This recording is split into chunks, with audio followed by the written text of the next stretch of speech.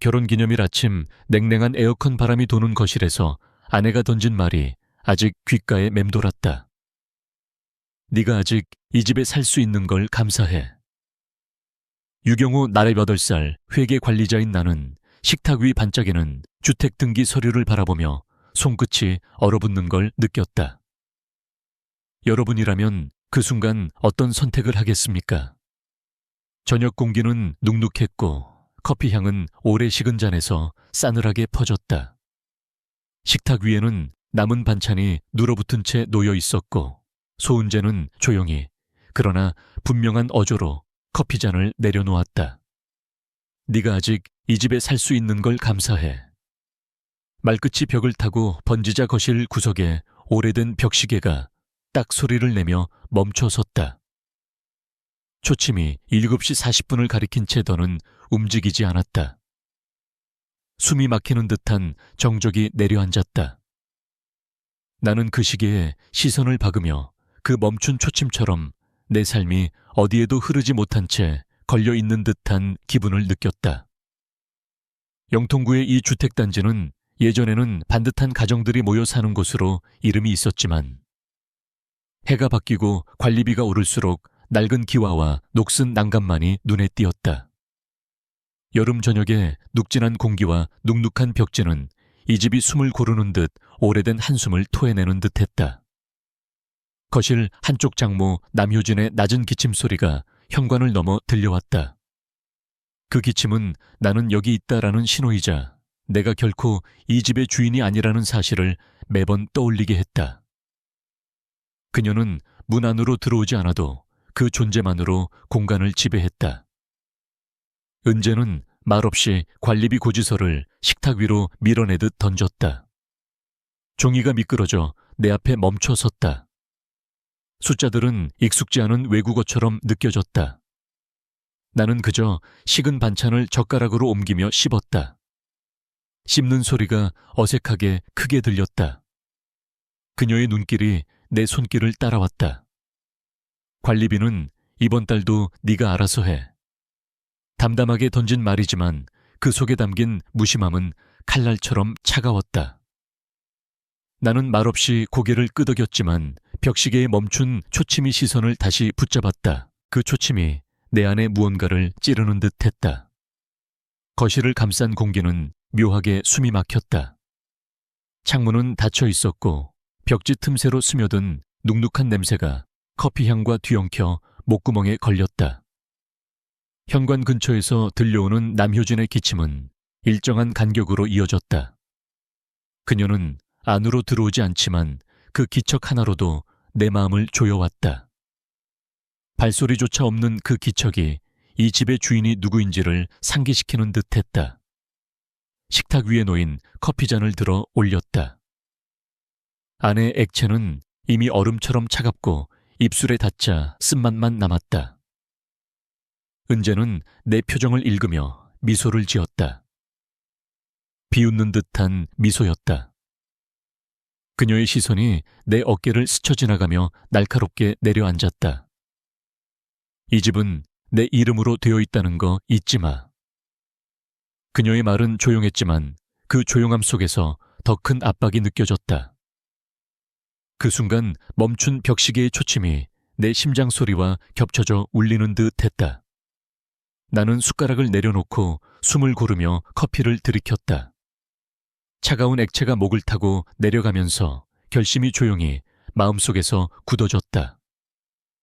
눈앞에 고지서 멈춰선 벽시계, 그리고 그녀의 표정이 한꺼번에 겹쳐 보였다.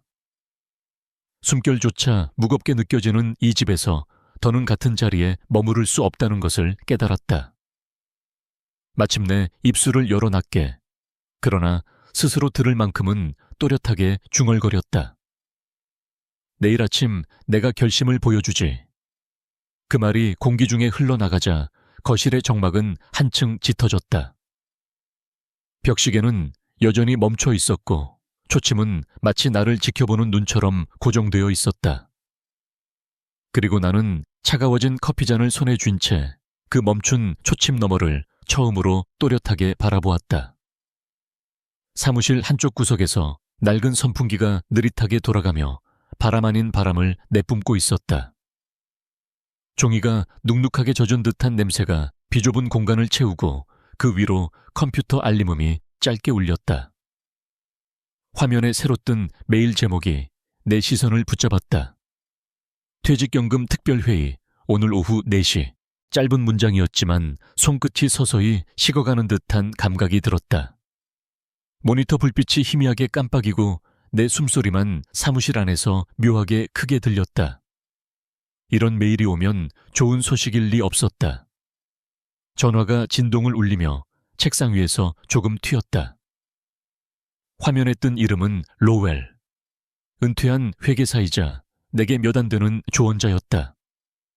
수화기를 들자 그의 낮고 건조한 목소리가 들렸다. 경호, 네가 붙들고 있는 벽이 있지. 그 벽은 언젠가 무너질 수도 있어. 자유는 때로 급여보다 비싸지. 그의 말투는 담담했지만 문장마다 무게가 실려 있었다. 나는 대답 대신 가만히 숨을 내쉬었다. 전화기 너머로 들려오는 잡음과 사무실 안에 선풍기 소리가 뒤엉켜 묘한 공허함을 만들었다. 메일을 다시 열어 확인하고 책상 한쪽에 쌓여있는 퇴직연금 명세서를 꺼냈다. 종이 위의 숫자들이 선명하지만 멀게만 보였다. 손끝으로 종이 모서리를 문지르면서도 머릿속은 회사와 집 두세 개가 동시에 흔들리는 느낌만 가득했다. 은재의 표정, 장모의 그림자 같은 기척, 그리고 이제는 내 직장마저도 안전하지 않다는 현실. 명세서 한 장 한 장을 넘길 때마다 종이 냄새가 목 안으로 스며들어 답답하게 느껴졌다. 동료들의 대화 소리가 멀리서 들렸다. 냉소 섞인 웃음소리와 함께 이번에 누가 잘릴까 같은 말들이 가볍게 오갔다. 그 말이 내 귓가에 닿자마자 손끝이 차갑게 식었다. 나는 조용히 자리에서 몸을 기울여 서류 더미 아래 숨겨두었던 급여 선지급 신청서를 꺼냈다. 볼펜을 쥐는 손가락이 떨리고 있다는 걸 서명을 시작할 때야 깨달았다.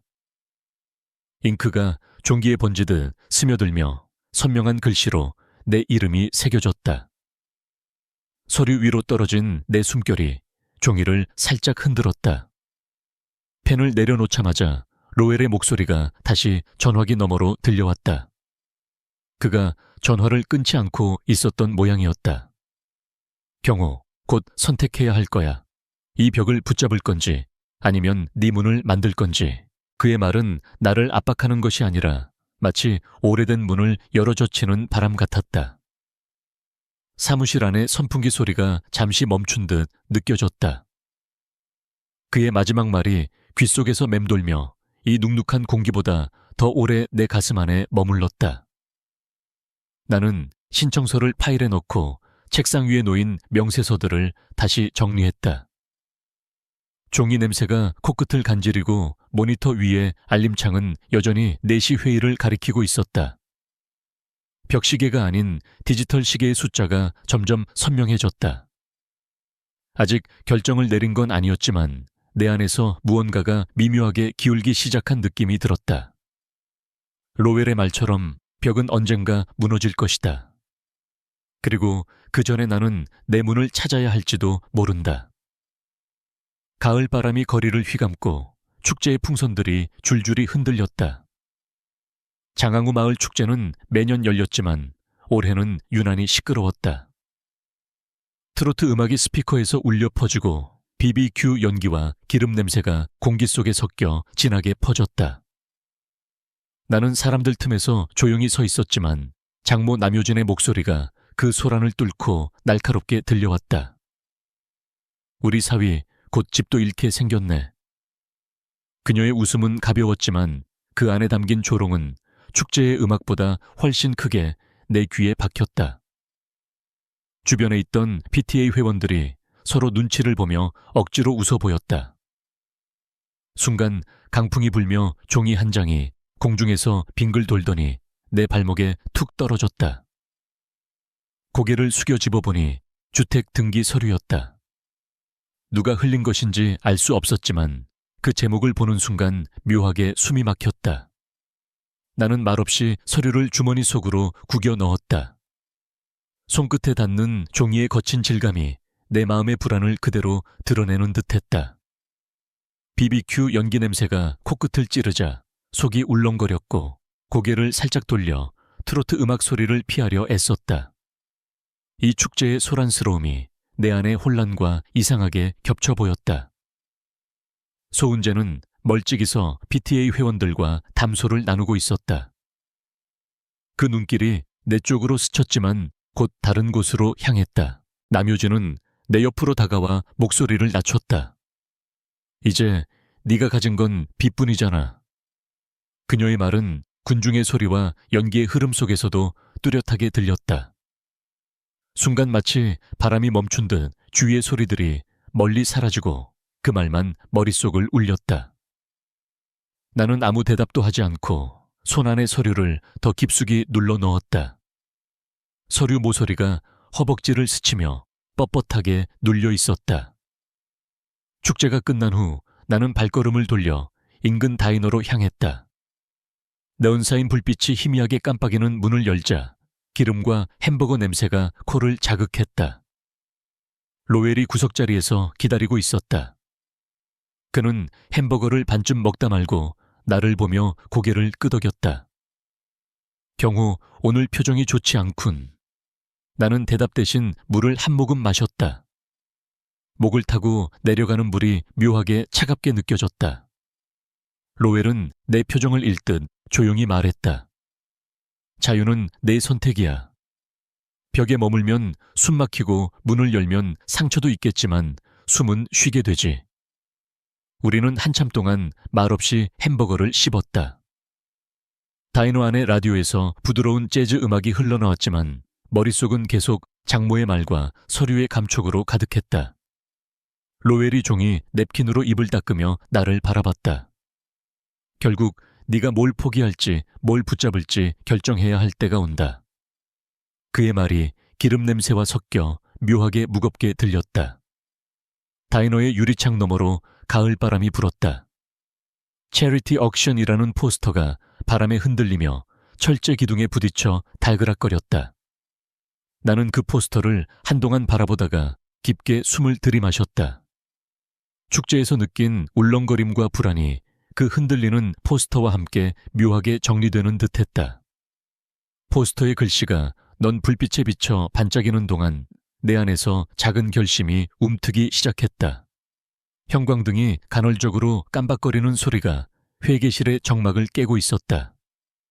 팔달구 본사 건물의 오래된 천장은 겨울의 찬 공기를 그대로 품고 숨을 내쉴 때마다 하얀 입김이 어렴풋이 비쳤다. 장부더미 사이에서 먼지가 피어오르고 그 속에서 나는 낯선 이름들을 발견했다. 퇴직연금 계좌 명세서 여러 페이지를 넘길수록 손끝이 얼어붙는 듯 했다.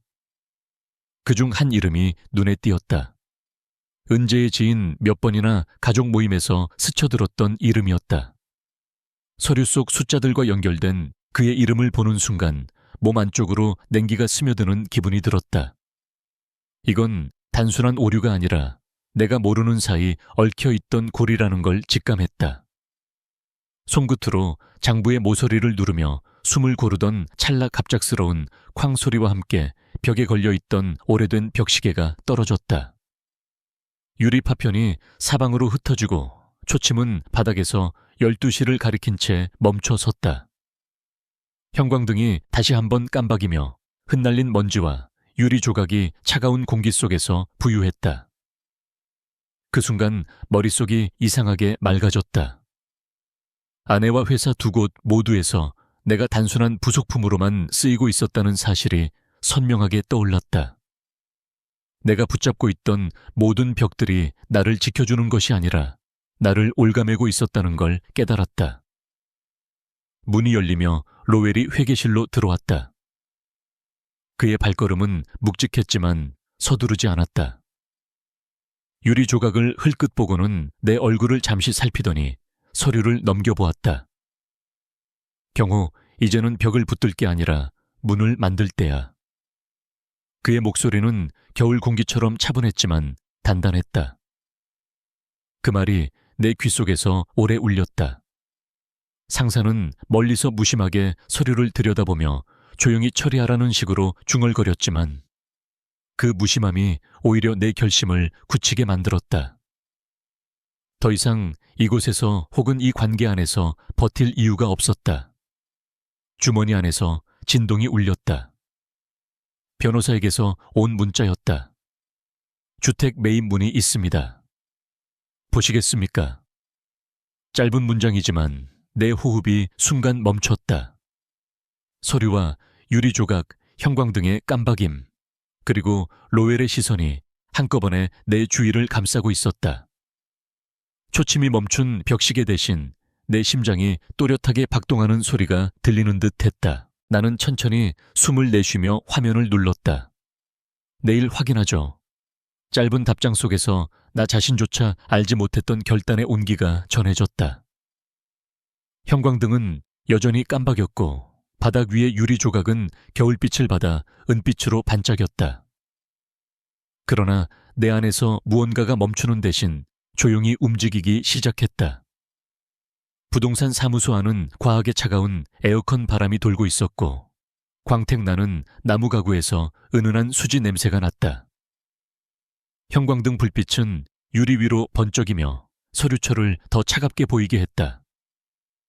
내 앞에 놓인 주택등기 서류 위로 펜촉이 스쳤을 때 손끝이 얼어붙는 듯한 감각이 올라왔다. 숨이 한순간 막히며 손목까지 떨림이 번졌다. 종이 위에 나를 붙잡고 있던 시간과 공간이 모두 얇은 선으로 연결돼 있는 것만 같았다. 서명란 옆에 잉크가 번질 듯 퍼져나가자 소은재의 시선이 곁에서 날카롭게 내 손끝을 훑었다. 그녀의 눈은 분노와 경멸로 가득 차 있었다. 서류철이 책상 위에서 탁 소리를 내며 내려앉았고 은재는 얇은 웃음과 함께 서류를 손끝으로 눌렀다. 이건 내 인생 최대 실수야. 그녀의 목소리는 작지만 차갑게 울렸다. 그 말이 공기 중에 스며들자 사무소 밖에서 들려오는 공사 소리가 마치 벽시계 종소리처럼 들렸다. 무너지고 다시 세워질 것 같은 묘한 예감이 온몸을 감쌌다. 남효진은 은자 옆에서 팔짱을 낀 채 말없이 서 있었다. 그러나 그녀의 시선과 얇게 담은 입술이 모든 걸 말해주고 있었다. 그녀는 직원이 잠깐 자리를 비운 틈을 타서 낮게 중얼거렸다. 변호사와 얘기해봤다더라. 우리가 가만히 있을 것 같아. 그 말은 협박인지 충고인지 모호했지만 내 귓속에서는 묵직한 압박으로 들렸다. 종이 위에 잉크선이 아직 마르지 않은 상태에서 손끝이 서서히 다시 떨렸다. 펜을 내려놓고 서류철을 천천히 닫았다. 서류 표지가 찰칵 소리를 내며 닫히는 순간 내 숨이 깊게 내려앉았다. 나는 그 자리에서 아무 말도 하지 않았다. 은재의 날 선 눈빛과 남효진의 냉랭한 기운이 사무소 안을 메웠지만 그 속에서 묘하게 고요한 결심이 일어났다. 속으로만 천천히 되뇌었다. 내 선택은 후회하지 않을 거다. 그 말이 내 머릿속에서 천천히 그러나 분명하게 울렸다. 에어컨 바람이 얼굴을 스치며 뺨을 서늘하게 만들었지만 그 속에서 오히려 마음이 뜨겁게 정리되는 듯했다. 서류철을 정리하던 직원이 돌아와 차가운 목소리로 이제 마무리 서류만 처리하면 됩니다 라고 말했다. 나는 고개를 끄덕이며 자리에서 일어났다. 나무 바닥이 구두 밑에서 또각 소리를 냈다. 그 소리가 이 사무소의 마지막 기억으로 각인될 듯 선명했다. 손에 들린 펜의 잉크 냄새와 나무 가구의 향이 섞여 묘한 무게를 남겼다. 문을 나서자 주머니 속 핸드폰이 진동했다. 화면을 켜자 짧은 문자가 떴다. 조정기일 확정. 다음 주. 짧고 건조한 문장이었지만 심장이 두 박자 늦게 뛰는 것처럼 느껴졌다. 나는 휴대폰 화면을 한참 바라보다 천천히 숨을 내쉬었다. 에어컨의 찬 공기 대신 뜨겁고 답답했던 여름 공기가 폐 깊숙이 들어왔다. 그리고 마음속에서 다시 한번 결심이 조용히 울렸다. 이 길을 내가 선택했고 후회하지 않을 것이다. 챗 GPT 사이드 유리벽 너머에서 종이 넘기는 소리가 마치 거친 바람처럼 반복됐다. 서류가 책상 위에서 부드럽게 미끄러지며 부서지는 듯한 마찰음이 하얀 조명 아래서 더 차갑게 퍼졌다. 조정실의 공기는 무겁고 정적이었고 숨을 들이쉴 때마다 그 무게가 가슴을 누르는 듯했다. 그때 옆자리에서 로웰이 내 어깨를 가볍게 두드렸다. 짧은 미소와 함께 고개를 끄덕이는 그의 표정이 이 침묵 속에서 유일하게 따뜻한 기운이었다. 그의 펜촉이 테이블을 딱딱 두드릴 때마다 나를 향한 무언의 신호가 전해졌다. 이제 곧 증거를 꺼낼 순간이다. 소은재의 변호사가 의자의 등을 기댄 채 목소리를 가다듬었다. 경호 씨는 재정관리에 문제가 있고 회사 부정행위에 연루된 의혹도 있습니다. 이런 사안들을 고려하면 그의 말이 조정실의 유리벽을 따라 울려 퍼졌다. 남효진이 그 말에 맞춰 고개를 끄덕이며 입술을 앙다물었다. 내 앞에 놓인 커피컵에 얼룩이 시선을 끌었다. 오래전부터 닦이지 않은 그 얼룩이 이 방에 숨막히는 공기와 묘하게 닮아 있었다. 나는 손끝으로 컵을 밀어내고 가방에서 준비해온 두툼한 봉투를 꺼냈다. 봉투 속에서 서류를 꺼낼 때 종이 냄새가 공기 중으로 번졌다. 퇴직연금 조작과 관련된 증거 문서 서명과 전송 기록, 그리고 그 안에서 연결된 이름들. 목소리를 높이지 않고 조용히 테이블 위로 밀었다. 로웰의 펜 두드리던 소리가 멈추었고 순간 공기가 달라졌다. 소은재의 변호사가 서류를 들춰보며 얼굴빛이 서서히 변했다. 방 안의 조명이 유리벽을 반사해 각 사람의 표정을 두드러지게 비췄다. 은재의 눈빛이 흔들리고 남효진은 시선을 아래로 내리깔았다. 그때 한쪽에서 디킨스 목사가 조용히 말을 보탰다. 침묵은 때로 진실을 말합니다. 그 짧은 문장이 남효진을 겨냥하듯 공기 중에 울렸다. 그녀는 입술을 한번 깨물었지만 끝내 아무 말도 하지 않았다. 변호사들의 시선이 서류와 내 얼굴 사이를 오갔다. 조정실 밖으로 스치는 발자국 소리마저 이 순간엔 들리지 않는 듯 했다. 나는 등을 곧게 펴고 조용히 숨을 들이쉬었다. 증거와 함께 놓인 내 결심이 그 어떤 언어보다도 강하게 울리고 있었다. 소은재의 얼굴은 서서히 굳어졌다. 분노와 당혹, 그리고 억눌린 두려움이 뒤섞인 표정이었다. 나는 그녀의 시선을 피하지 않고 마주 보았다. 손끝이 다시 펜을 만졌지만 이번엔 떨리지 않았다. 조정관이 자리에서 고개를 들어 시선을 나누며 결정을 마무리 짓기 시작했다. 방 안의 공기가 조금은 풀린 듯 했지만 여전히 그 무게는 사라지지 않았다. 이 공간에서 내가 오래 붙잡고 있던 것들이 한꺼번에 풀려나고 있었다. 조정이 끝나고 자리에서 일어서자 로웰이 내 곁으로 다가왔다. 그는 여전히 미소를 지으며 낮게 속삭였다. 이제 네가 새로운 문을 열 차례야. 그의 목소리는 조정실의 하얀 조명보다 더 부드럽게 다가왔다. 유리벽을 스쳐나온 겨울 햇빛이 복도 바닥에 희미한 그림자를 남겼다. 그 그림자를 따라 걸으며 나는 길게 숨을 내쉬었다. 문을 닫는 소리가 뒤에서 울렸지만 마음속에서는 새로운 문이 열리는 소리만이 들렸다. 챗 GPT 사이드 좁은 원룸 안은 박스와 포장재로 가득했다. 창문을 열어두었는데도 새 페인트 냄새가 벽을 타고 스며 나와 공기를 무겁게 만들었다. 봄비가 얇게 내리며 창문 틀을 두드리는 소리가 방 안에 잔잔히 퍼졌다. 나는 바닥 한쪽에 쌓아둔 박스를 밀치고 그 안에서 깨진 벽시계를 꺼냈다. 유리 조각이 붙어있던 가장자리를 손끝으로 천천히 따라가다가 결국 조용히 쓰레기 봉투에 넣었다. 초침이 멈춘 채 더는 움직이지 않는 그 시계는 오래 묶여있던 나 자신을 보는 것 같았다. 책상 위에는 노란 테이프로 붙여놓은 금간 커피잔이 있었다. 그 잔을 손에 들어 올리자 손목에 차가운 감각이 스며들었다.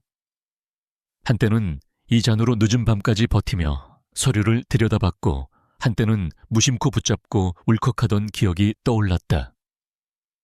하지만 지금은 붙잡아야 할 것도 붙잡힐 것도 없다는 생각만이 남았다. 조용히 잔을 내려놓고 시선은 창밖으로 흘렀다. 봄비가 연못처럼 고인 골목길을 점점이 두드리고 있었다. 그 빗소리가 내 안의 잡음까지 씻어내리는 듯했다. 저녁 무렵 로웰이 원룸으로 찾아왔다.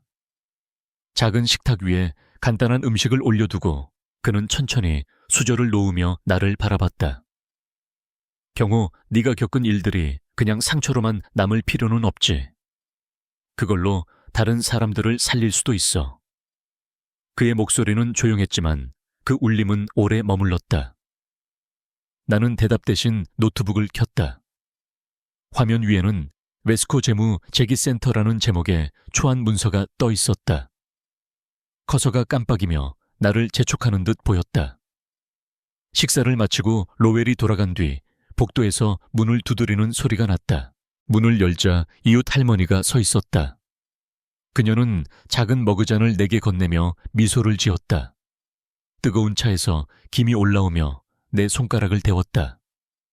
혼자가 아니라는 걸 기억해. 세상은 생각보다 넓고 사람은 혼자 살도록 만들어지지 않았어. 그녀의 말은 봄비 소리와 함께 잔잔히 내 안으로 스며들었다. 차의 따뜻한 향이 원룸의 찬 공기를 부드럽게 덮어주는 듯 했다. 나는 책상으로 돌아와 노트북 화면 앞에 앉았다. 화면 속 커서가 여전히 리듬을 타며 깜빡이고 있었다. 손끝으로 키보드를 천천히 눌렀다. 이제 진짜 시작이다. 그 문장이 화면에 찍히는 순간 창밖 빗소리가 조금 더 선명하게 들렸다. 그리고 방 안의 공기마저 마치 새로 칠한 페인트 냄새를 덮어버리듯 조용히 가벼워졌다. 밝은 조명이 교실 안을 고르게 비추고 있었다. 창가 쪽으로는 가을 햇살이 길게 들어와 바닥을 따뜻하게 덮고 의자들이 이리저리 움직이며 긁히는 소리가 잔잔히 공간을 채웠다. 커피 냄새가 복도 끝까지 번져 갓 시작된 수업의 공기를 부드럽게 감쌌다. 나는 강의실 앞 책상 위에 오래 간직했던 주택등기 서류를 조심스레 올려놓았다. 종이 표면이 조명 아래서 은은하게 빛났다. 이게 오늘의 시작 자본입니다. 목소리가 내 귀에도 차분하게 들렸다. 그 말과 함께 이 서류는 더 이상 과거의 짐이 아니라 새로운 출발의 증표가 되었다. 강의실 벽에는 새로 걸린 벽시계가 일정한 간격으로 똑딱 소리를 내며 시간을 기록하고 있었다.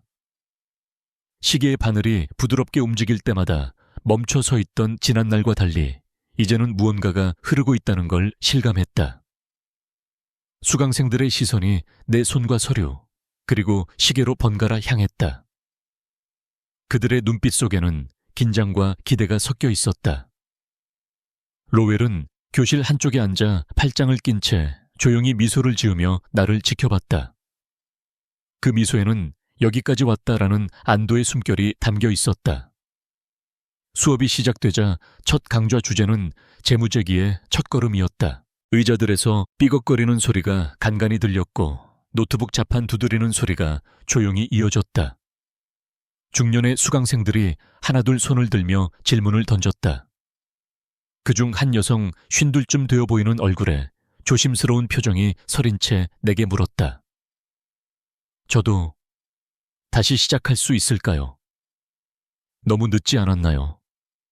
그녀의 목소리는 작았지만 그 속에는 간절함이 묻어 있었다. 교실 안이 순간 조용해지며 그녀의 질문이 공기 중에 오래 맴돌았다.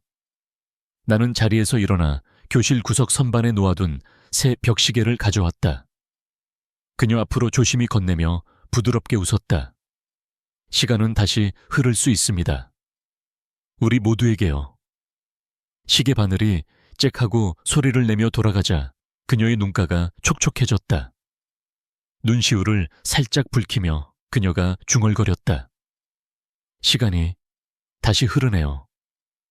그 순간 교실 안의 공기가 조금 더 따뜻해진 듯 했다. 다른 수강생들도 작은 숨결과 함께 미소를 지었다. 수업이 끝나고 교실 문을 닫자 복도 끝 창문 밖으로 가을 낙엽들이 바람에 흩날리며 회전했다. 그 잎들이 공중에서 잠시 머물다 바닥으로 내려앉는 모습을 바라보며 나는 천천히 숨을 들이마셨다. 낙엽이 부딪히는 소리와 함께 마음속에서 오랫동안 찾지 못했던 평온이 스며들었다. 이제야 내가 있을 곳을 찾았다. 속으로 그렇게 중얼거리자 벽시계의 똑딱 소리가 다시 한번 또렷하게 귀에 들어왔다. 이제는 더 이상 정지된 시간이 아니라 앞으로 나아가는 시간이 내 곁을 흐르고 있었다. 창밖으로 가을 햇살이 길게 내려앉고 교실 벽에 걸린 새 벽시계가 고른 박자로 돌아가며 조용히 공간을 채웠다. 멈춰있던 시간 대신 이제는 다시 흐르는 초침을 바라보며 나는 오래 붙잡고 있던 짐을 내려놓았다는 걸 느꼈다. 때로는 다리가 무너져야만 어떤 길을 새로 놓을 가치가 있는지 알게 된다. 가족과 집 익숙한 울타리를 잃었지만 그 빈자리에서 더 넓은 공동체와 삶의 의미를 찾았다. 혹시 여러분도 뜻밖의 두 번째 기회를 마주한 적이 있나요? 댓글로 여러분의 이야기를 들려주세요.